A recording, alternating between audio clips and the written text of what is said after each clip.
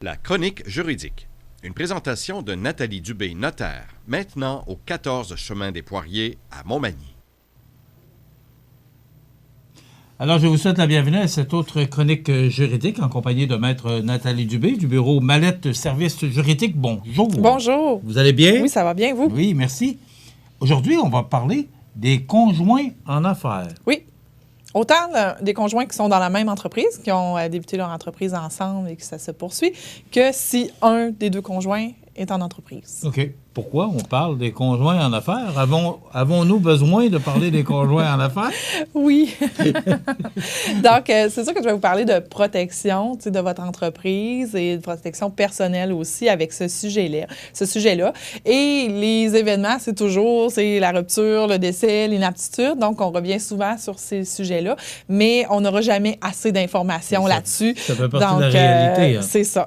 Donc, souvent, on se fait demander, conjoint de fait, conjoint uni civilement, conjoint marié. Qu'est-ce qui se passe avec l'entreprise en cas de rupture, en cas de décès, en cas d'inaptitude? Donc, c'est ce qu'on va essayer d'aborder aujourd'hui.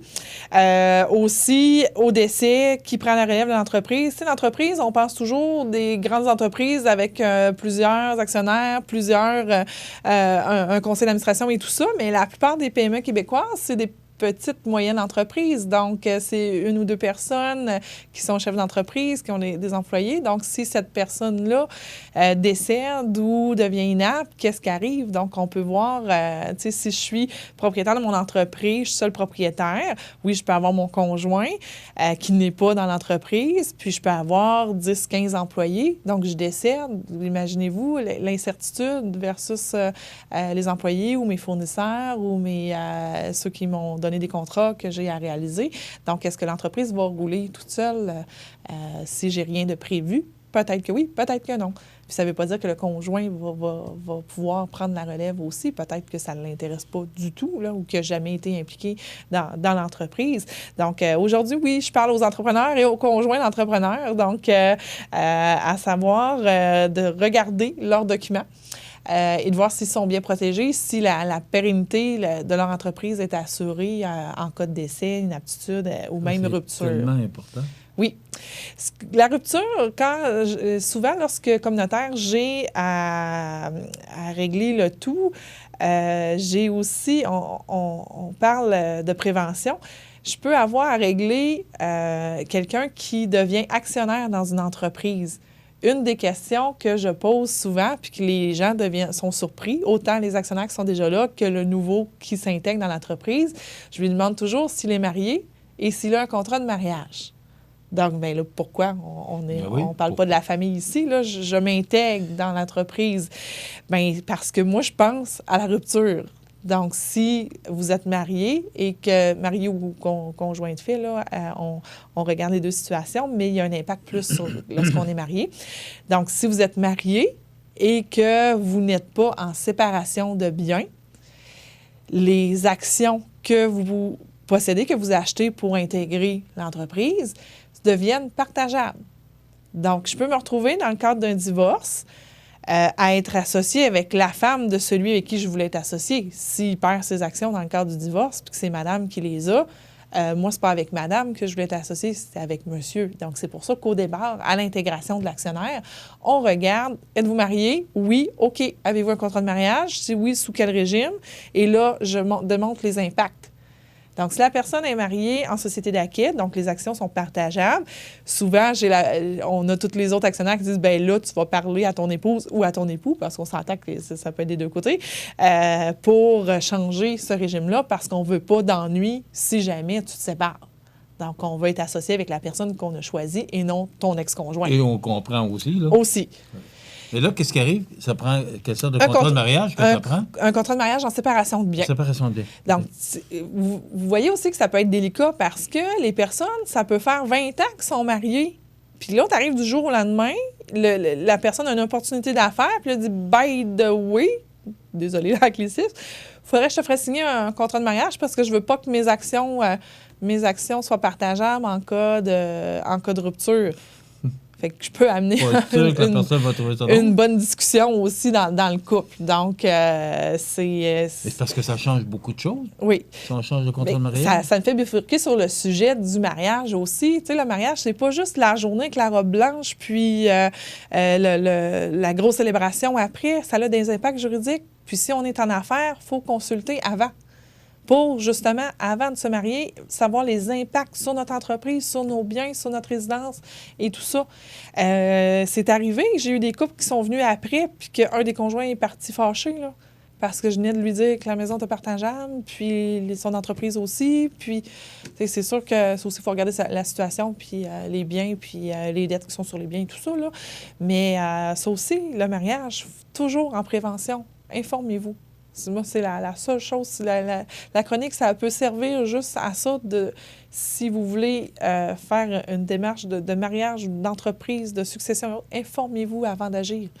Donc, quel contrat de mariage préférez-vous recommander?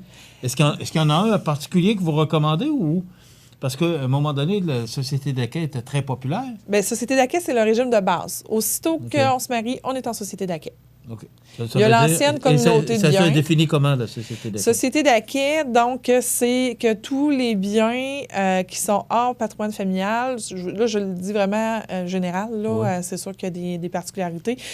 Tous les biens hors patrimoine familial, puis on se souvient, le patrimoine familial, c'est les maisons utilisées pour la famille, les meubles qui garnissent ces maisons-là, les automobiles utilisées pour la famille et REER, fonds de pension, accumulés dans le cadre du mariage. Donc ça, c'est un régime qui s'applique à tous les couples mariés du Québec. Et c'est déjà réglé dans le Code civil comment ça se gère ces biens-là sous forme de créance. Ce que vous voulez dire, c'est que si on se marie et qu'on n'a pas de contrat de mariage, automatiquement, ça devient société d'accueil? Oui, mais là, ce que je parlais, c'est le patrimoine familial. Puis après ça, tout le reste, donc nos placements non enregistrés, nos terres à bois, les entreprises, le bloc appartement, là, devient en société d'accueil lorsqu'on ne fait pas de contrat de mariage. Okay. Le contrat de mariage, on peut le faire en séparation de biens. Et là, on vient justement choisir que tous les biens qui n'entrent pas dans le patrimoine familial demeurent à la personne qui les a acquis. Donc, il faut vraiment agir en prévention puis faire vérifier nos avoirs, nos affaires avant de se marier. Il n'y en a pas 20 sortes, là. C'est les deux que vous venez de mentionner. C'est ça. Il y a l'ancienne communauté de biens qui existait sous l'ancien... Il est encore sur ce code-là, mais qui était populaire dans le temps. Dans le temps, où est-ce que les deux époux devenaient copropriétaires de tout, là, à peu près, si je le résume en une phrase, là. Mais ça, on le voit de moins en moins.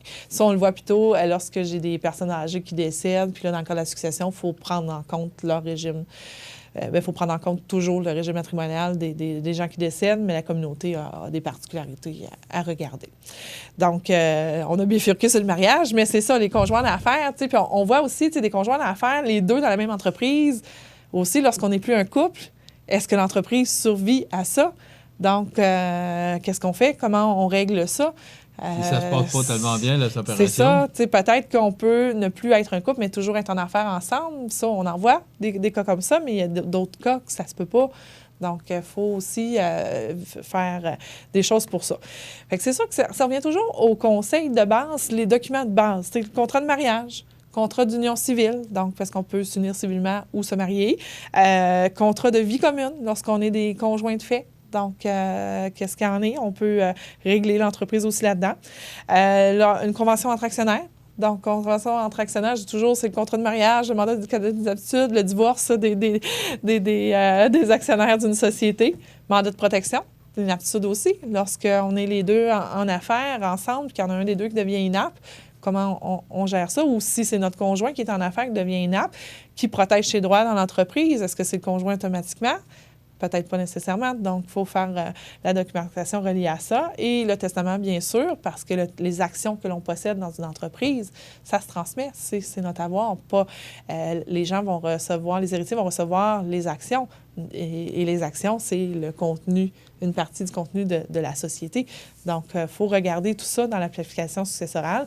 Mais conjoint et affaires, ça se marie très bien, mais il faut vraiment prendre le temps de regarder nos documents, faire regarder notre situation et se faire conseiller sur les gestes à poser pour se protéger immédiatement, se protéger dans le futur, se protéger en cas de décès, se protéger en cas de rupture, se protéger en cas d'inaptitude. Donc, Ça, est-ce que ça se fait au moment de l'enregistrement ou l'incorporation de l'entreprise? À quel moment on doit faire ça? on en parle. C'est sûr que si on incorpore des gens qui se partent en affaires, vous avez beaucoup de choses à penser, mais on en parle aussi. On va parler beaucoup de conventions d'actionnaires, vos documents personnels aussi. Mais souvent, tu sais, c'est comme quand on achète une maison, on préfère aller acheter la peinture pour peinturer les chambres des enfants que faire notre testament. Là. On est conscient de ça, mais on va vous en parler. Parce que c'est quelque chose qui se réfléchit aussi. Une convention d'actionnaire, on pense toujours que c'est une grosse affaire, gros document. Oui, ça peut avoir 100 pages, mais ça peut avoir 4 pages aussi, dépendamment où est-ce que vous êtes rendu dans votre réflexion. Tu sais, on peut... si on s'est entendu sur la clause du décès, on peut faire une clause d'essai seulement. Donc, c'est sûr que je vais toujours recommander d'avoir couvert tous les éléments, mais il y a parfois des éléments où est-ce que ça prend plus de temps de réflexion, puis ça prend un vécu ensemble en entreprise aussi. Tu sais, ça n'empêche pas qu'on peut modifier la convention, on peut vous faire rasseoir puis réfléchir, mais l'être humain étant ce qu'il est, c'est pas quelque chose qu'on va... Bon, ça fait 2 ans, on s'assoit puis on parle de convention d'actionnaire. Je pense pas que vous allez y penser. Donc, puis nous, comme juristes, lorsque l'entreprise fait partie de notre forfait corporatif, bien, c'est certain qu'on a des rappels puis on a des choses quand on vous rencontre annuellement qu'on vous fait penser. Mais si vous n'avez pas, j'allais dire, un ange gardien, un ange notaire qui vous suit dans votre entreprise, bien, peut-être que vous ne penserez pas. Donc, c'est sûr qu'on en parle au début, mais souvent, les gens ne sont pas prêts. Tu sais, un démarrage d'entreprise, oui, on a un projet, on se connaît, mais on n'a jamais été en affaires ensemble. Puis la vision, tu sais, des fois, il y en a un qui a une famille, l'autre n'en a pas. Donc, ma femme va-tu pouvoir être actionnaire si je ne suis plus là? L'autre dit, attends un peu là, peut-être que oui, peut-être que non. Tu sais, la famille est impliquée dans l'entreprise. Fait que des fois, on laisse un petit peu de vécu avant de le faire, mais c'est certain qu'on remémore, on renouvelle la mémoire pour que les gens en affaires pensent à régler d'avance ces choses-là. Puis je dis toujours qu'une convention d'actionnaire, c'est un filet. Donc, c'est comme le filet en dessous, il arrive quelque chose, si on n'est pas capable de s'entendre, bien, on rebondit sur notre filet. Donc, c'est la convention qui va s'appliquer. Mais rien n'empêche que, lorsqu'une situation survient, que l'entente entre les parties prime également sur la convention. Donc, est-ce que c'est la première chose que vous conseillez? Lorsqu'on est en affaires, la convention... Justement pour protéger les conjoints, les gens qui sont en affaires ensemble ou encore 2 frères avec la conjointe de l'un. Ouais. C'est sûr que dans le cadre de la compagnie, la société, oui, la convention d'actionnaire, c'est le premier document qu'on va faire. Mais après ça, individuellement, c'est sûr que chacun doit faire ses devoirs au niveau de son testament et de son mandat de protection ou une procuration. Donc, il y a des devoirs pour les actionnaires en tant qu'hommes d'affaires ou femmes d'affaires, mais ils ont des devoirs personnels aussi pour leurs documents testamentaires, leurs documents de protection d'inaptitude. Okay. Donc, c'est un tout. Souvent, quand on parle de la convention, ça bifurque sur les documents personnels ou quand on reçoit en entrevue des gens en affaires, bien, on bifurque sur les documents de société pour les protéger s'il arrive quelque chose. Donc avant d'acheter une entreprise ou de partir en affaires, c'est d'aller s'asseoir avec vous puis c'est de voir, bon, l'investissement ou comment on est organisé au niveau personnel. C'est ça. Et de même voir comment on va procéder pour l'incorporation de l'entreprise. C'est ça. Tu sais, souvent, les gens le réflexent, on va voir notre comptable, on va voir notre banquier, mais pensez à votre juriste aussi. Parce que ces 3 professionnels-là vont vous entourer dans votre démarrage d'entreprise, dans vos activités. Puis, on fait une équipe. Donc, moi, pour un bout de mon travail, j'ai besoin du banquier, j'ai besoin du comptable et vice-versa. Donc, le choix de la structure de l'entreprise, des fois, aux financiers, c'est plus avantageux d'aller vers une compagnie. Là, les gens me parlent, puis là, je dis, bon, ben, c'est quoi votre entreprise et tout ça? Ah, on va demander des subventions, on va demander telle affaire. Oh, là, je dis, on va regarder les pour et contre versus une compagnie, versus une OBNL, tu sais, ou, des choses comme ça. Puis après ça, ben, le banquier va demander, bon, OK, j'ai besoin de ça, ça, ça. Avez-vous parlé de ça, comptable et juriste? Pour ça, ce trio-là, en affaires, là, il est super important.